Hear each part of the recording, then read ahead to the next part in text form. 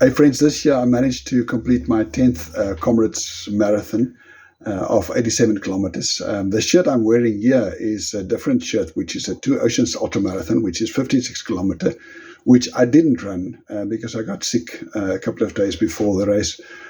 So there was a little bit of doubt, would I be able to do the 87 kilometer race? I didn't do this one, and I was uncertain, but I was there. And I struggled halfway. I struggled a lot, and I thought I wouldn't finish. And I said to myself, let me just push through and see how far I can get.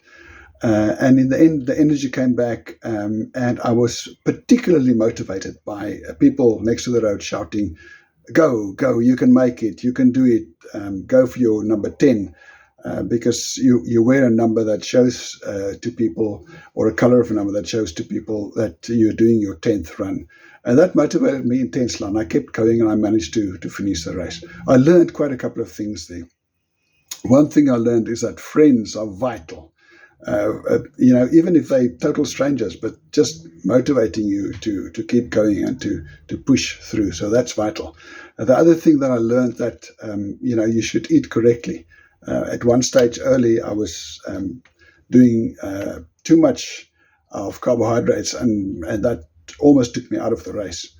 And later on, I managed to switch and to get to drinks that gave me energy to be able to push through.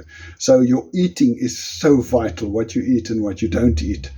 And another aspect, of course, is the fact of drinking liquids. Now, I normally don't drink Coke, but during this race, I was onto Coke. Now, I'm not going to say you must drink Coke in December. I'm going to suggest something else to keep your weight down in December, something that I think is vital for us and that I've used many, many times very, very successfully.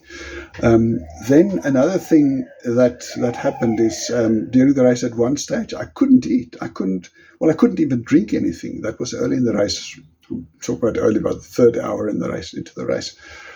So I just, for a couple of kilometers, probably 2 hours, I stopped drinking anything or eating anything just because I couldn't.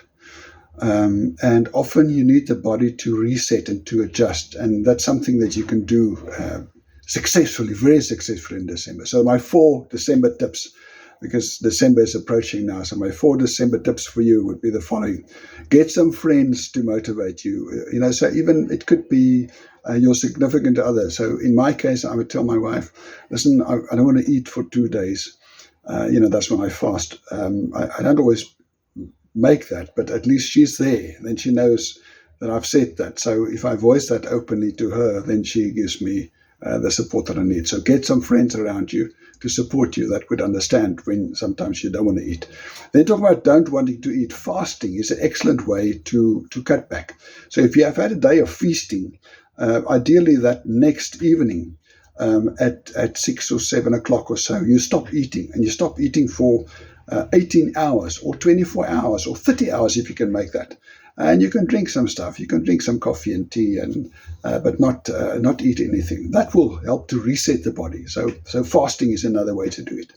Then talking about drinks, people like to offer you drinks, and the best thing to do during these times would be to make your own drinks. You could actually have water and add something to that, which looks like white wine, but isn't. So it's very low in calories, but it keeps you going. You could also drink some other drinks that would be low in calories, so you'll still be social and be joining in the gang.